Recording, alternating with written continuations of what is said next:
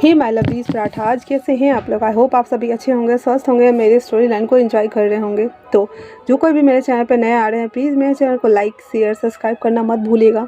और अगर आप लोगों को मेरी स्टोरी लाइन उसके प्लॉट्स पसंद आते हैं तो प्लीज़ मुझे कमेंट्स करके अपनी सीट करना भी मत भूलिएगा और मेरी छोटी सी प्यारी सी यूट्यूब फैमिली का हिस्सा बनना मत भूलिएगा। तो जैसा कि लास्ट पार्ट में हमने देखा था, विंग उसके ग्रेवयार्ड पे गया था, वांग जी के हांगवंजन के पैरेंट्स के ग्रेवयार्ड पे गया था। उसके बाद वो थोड़ा सा गोसू घूमने के लिए चला जाता है सियंग के साथ में, जो कि उसे अजीब सा फील हो रहा था और वो कुछ ढूंढने का ट्राई कर रहा था। इस चक्कर में वो पूरा गोसू को ढूंढने के लिए देखने के लिए निकल जाता है। जब वो एक स्तंभ को देखता है जहाँ चारों ओर एक कवच बना हुआ था जिसके पार सियंग नहीं जा पा रहा था, वो वहाँ से लौट आता है। वहीं दूसरी तरफ जो कि वांग जी, जिसके अंदर सिफू का सोल वापस से अग्रेसिव हो रहा था और बहुत ही ज़्यादा अग्रेसिव हो रहा था, वो गुस्से के मारे वहाँ से नीचे उतर रहा था। सीचन और जियांगचंग भी उसके पीछे आ रहे होते हैं, लेकिन वांग जी जल्दी जल्दी से उतर के आ रहा होता है। जल्दी से आकर के वो जिंगसी में डोर बंद करते हुए डोर से लग जाता और कहता है, नहीं नहीं नहीं नहीं नहीं नहीं, ऐसा नहीं हो सकता है। और वो बहुत ज़्यादा गुस्सा कर रहा था और चीज़ों को ना इधर उधर फेंक रहा होता है। विंग जो कि आ रहा होता है सियंग और कीसिया के साथ में, जब वो आवाज़ सुनता है तो कहता है, ये कौन सी आवाज़ है। विंग जल्दी से वहाँ आता है तो देखता है डोर बंद किया हुआ है। वो दरवाज़ा पीटते हुए कहता है, राजकुमार राजकुमार दरवाज़ा ओपन कीजिए, दरवाज़ा ओपन कीजिए राजकुमार। वांग जी जो कि पूरा उसके कंट्रोल में चला गया हुआ था, वो दरवाज़ा खोले तो खोले कैसे उसे समझ नहीं आ रहा था। वो चुपचाप बस सुन रहा था। कीसिया और सियंग कहती है, क्या हम कुछ और डिसिपल्स को बुला के लाएं। विंग कहता है, नहीं नहीं, तो तुम दोनों जाओ, मैं देख लूँगा, जाओ जाओ। इतना बोल करके वो उन दोनों को वहाँ से भगा देते हैं। विंग उसके बाद कहता है, चांगफू मैं हूँ, दरवाज़ा ओपन कीजिए। वांग जी जो कि सिफू के कंट्रोल में था अभी, वो चिल्लाते हुए कहता है, मैंने कहा यहाँ से जाओ। जब विंग ये वॉइस सुनता है तो वो अपनी ही जगह पे कांप गया था।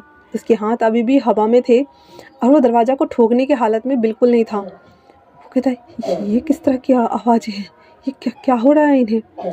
और वो दोबारा कहते हैं, चांगफू क्या हुआ है। वांग जी चिल्लाते हुए कहता, मैंने कहा यहाँ से जाओ वरना। विंग कहता है, नहीं मैं नहीं जाऊँगा, आप मेरे चांगफू, और आपको मैं छोड़ के कैसे जाऊँगा। मैंने कहा दरवाज़ा खोलिए, मैंने कहा दरवाज़ा खोलिए। इतना बोल कर वो दरवाज़ा को पीटने लगता है।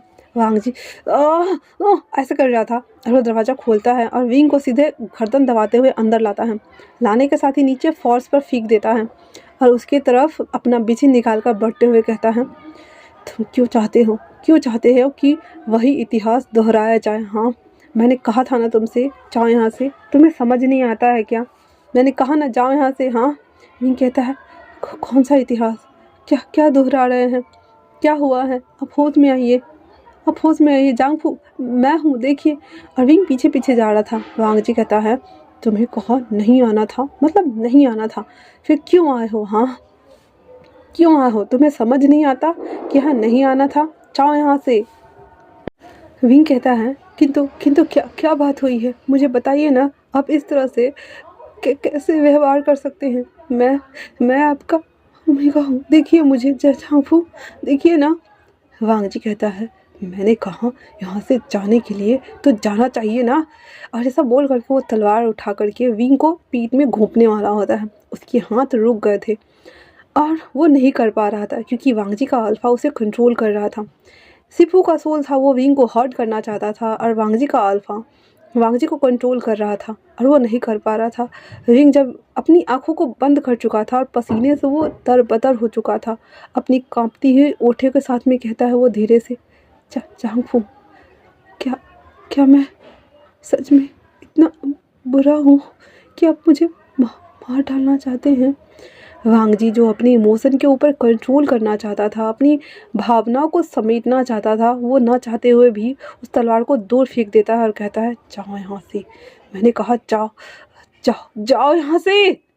इतना बोल करके वो पीछे घूम जाता है। विंग कहता है, अगर कोई परेशानी है तो मुझे कहिए, मुझे बताइए, लेकिन मैं आपको छोड़ के नहीं जा सकता। मैं कैसे जाऊँ छोड़ के, मैं कैसे जा सकता हूँ। हमने 7 जन्म साथ रहने की कसम खाई है, साथ बिताने की कसम खाई है, और अब आपको छोड़ के मैं कहीं नहीं जा सकता, चाहे परिस्थिति कैसे भी हो, हम मिलके सामना करेंगे ना चांगफू। वांगजी अपने गुस्से को कंट्रोल करता हुआ विंग की तरफ मुड़ता है और उसके गलों को दबाते हुए कहता है, तुम प्रत्यक्ष रूप से हमें देख पा रहे हो ना, हमारे अंदर हुए परिवर्तन को तुम देख रहे हो ना, फिर क्या तुम्हें हम दोबारा से समझाएं? जाओ यहाँ से, हमने कहा जाओ, निकलो यहाँ से। विंग कहता है, जांगफू हमारी बात सुनिए, प्लीज़ प्लीज़ सुनिए ना। ऐसा वो बोल रहा होता है और उसके ऊपर बेहोशी छा रही थी। वांगजी जब देखता है कि विंग बेहोश हो चुका है, उसके बॉडी को छोड़ देता है और विंग धड़ाम से वांगजी के बेड पे गिर जाता है।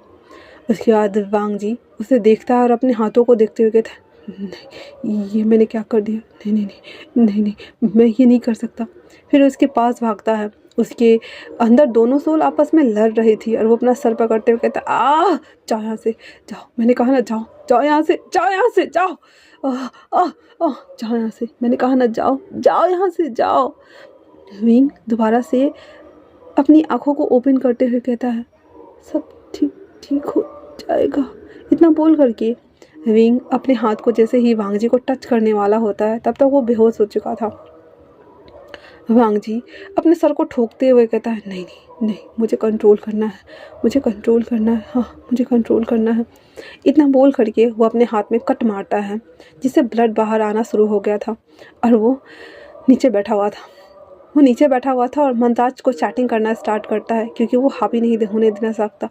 इसी वजह से वो चैटिंग करता जा रहा था, करता जा रहा था। लगभग 3-4 घंटे के बाद अब वांगजी नॉर्मल था, फर्श पे गिरा हुआ था। जब विंग की होश आती है, जब वो बेहोशी से बाहर आता है, तो देखता है कि वांगजी फर्श पे लेटा हुआ है। वो उठ के बैठते हुए कहता है, अच्छा जांगफू क्या हुआ है? कमरे की हालत देखकर उसे समझ नहीं आ रहा था, क्योंकि वांगजी ने, हालांकि उस कमरे में ज़्यादातर सामान थी ही नहीं, पर जो कुछ भी था उसे वांगजी ने तहस नहस कर दिया था। वो चिल्लाते हुए कहता है, सियांग सियांग, केसिया यहाँ आओ, जल्दी आओ, तुम लोग जल्दी आओ, देखो ना जांगफू को क्या हुआ, देखो ना। और वो ऐसे कर रहा होता है।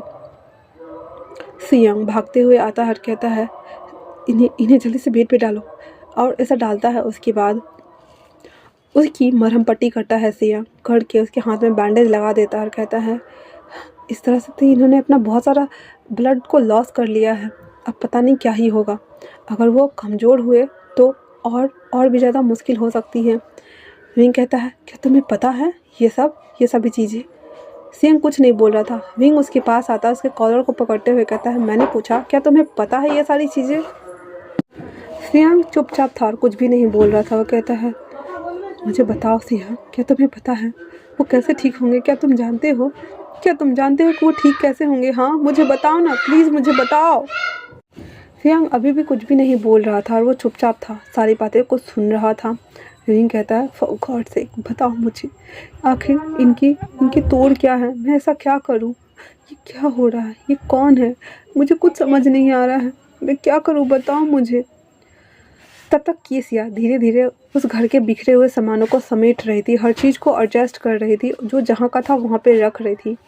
सियांग विंग के हाथ को हटाते हुए कहता है, बाकी सारी चीज़ों का मुझे नहीं पता, पर हाँ आपको उनके साथ। तो विंग कहता है, उनके साथ क्या? तो विंग कहता है, आपको उनके साथ सोना होगा। यही रास्ता है। जब आप दोनों एक हो जाएंगे तब शायद कुछ हो सकता है, नहीं तो नहीं। विंग कहता है, हाँ साथ सोना है, हाँ ठीक है, साथ सोना है, यही ना? हाँ तो तुम लोग जाओ, ऐसे करके वो चिल्ला रहा होता है। उसके बाद सियांग और केसिया जल्दी जल्दी से सारे घर के सामानों को सेट करके वहाँ से चला जाता है। उन लोगों के जाने के बाद जाते वक्त उन दोनों ने दरवाज़ा बंद कर दिया हुआ था।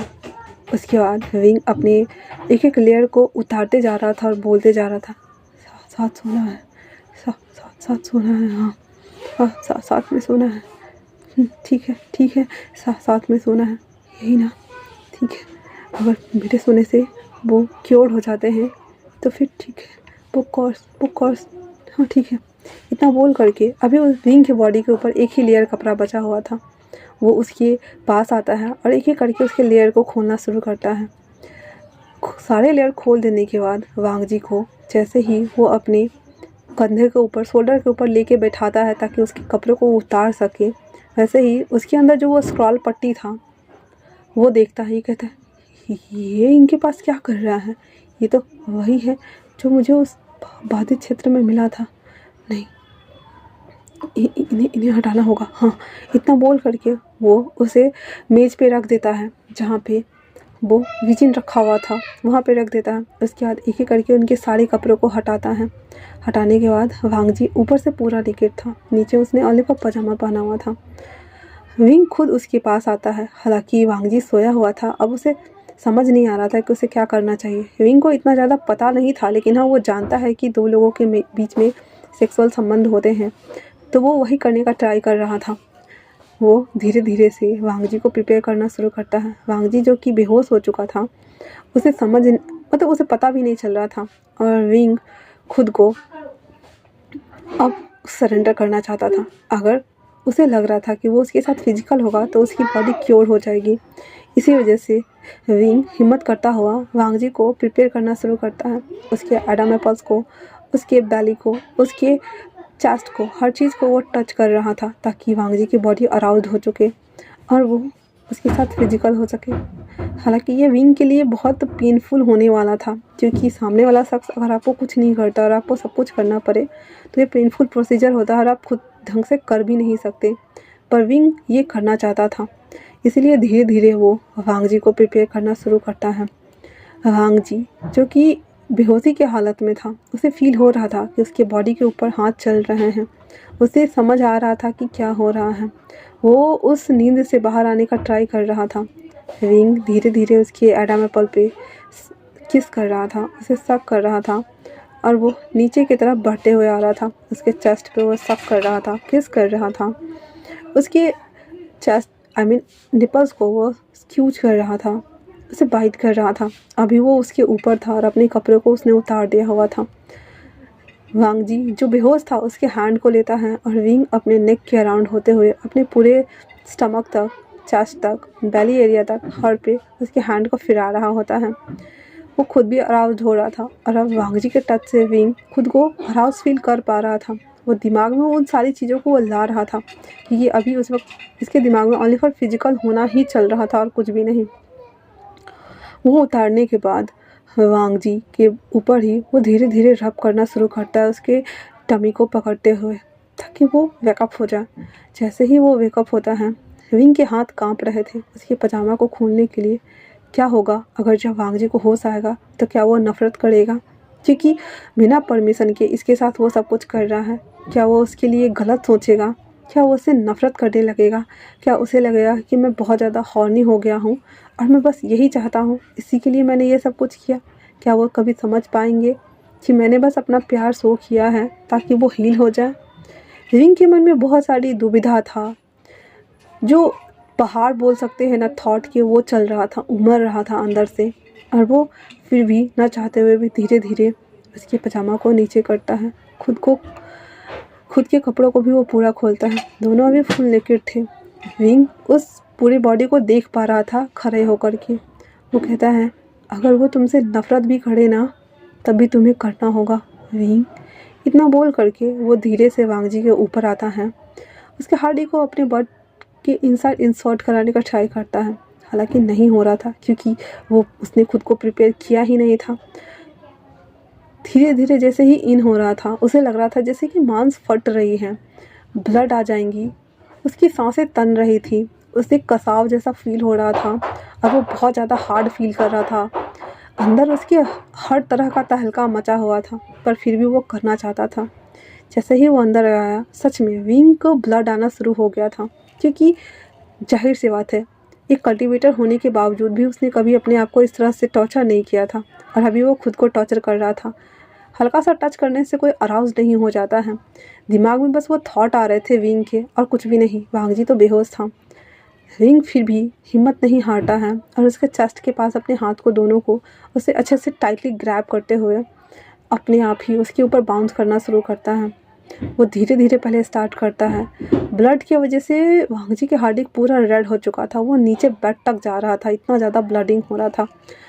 विंग के मुंह से मॉर्निंग साउंड्स की जगह पे दर्द वाली चीखें निकल रही थी, बट फिर भी वो हिम्मत नहीं हार रहा था। और ऐसे करते करते 5 मिनट, 10 मिनट, 15 मिनट तक वो अभी भी खुद को अराउज फील नहीं कर पा रहा था। विंग को समझ नहीं आ रहा था कि वो कर तो रहा है पर उसे अच्छा क्यों नहीं लग रहा है, क्योंकि इसमें अग्रेसन नहीं था ना, वांगजी ने उसे टच नहीं किया था। फिजिकल होने में भी दो लोगों की सहमति होनी ज़रूरी होती है। अगर खुद कोई एक करता है तो ये जाती और ज़बरदस्ती ही बोली जाती है। विंग खुद के साथ जाती कर रहा था और वांगजी के साथ ज़बरदस्ती कर रहा था। वो कर तो रहा था, इसके परिणाम भी बहुत बुरे होने वाले थे। विंग कहता है, नहीं नहीं, मैं इतनी आसानी से हार नहीं मान सकता, यहाँ आकर तो बिल्कुल भी नहीं। फिर वो झुक जाता है और वांगजी के लिप्स को कैप्चर करता है, उसे सक करना शुरू करता है। वांगजी अब धीरे धीरे करके होश में आ रहा था और जैसे ही वांगजी अपनी आईज ओपन करता है और विंग को देखता है, वो देख के शॉक रह गया था। विंग उसके ऊपर है, पूरा नेकेड, और उसे किस कर रहा था।